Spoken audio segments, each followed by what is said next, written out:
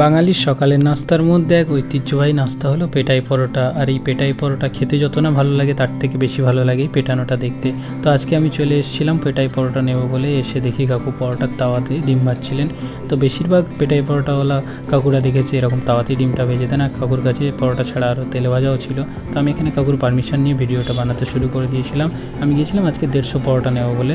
তো আমি 150 পরোটা কাকুমাকে বলে আর দাঁড়িয়েছিলাম, ভিডিও বানাচ্ছিলাম দাঁড়িয়ে দাঁড়িয়ে। তো অবশ্যই পুরো ভিডিওটা দেখবেন আর ভিডিও শেষে কমেন্ট করে জানাবেন ভিডিওটা কেমন লেগেছে।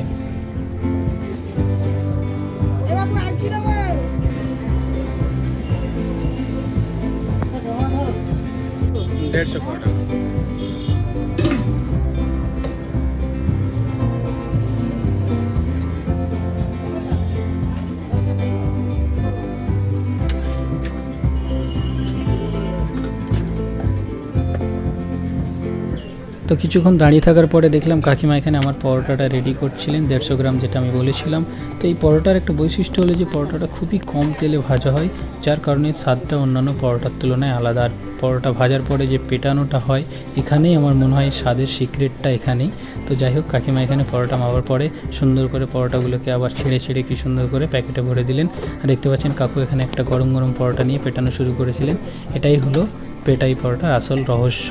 তো যাই হোক, আমি আমার এখানে পরোটার সাথে দুটো কুমড়ো নিয়ে টোটাল আমার 24 টাকা বিল হয়েছিল।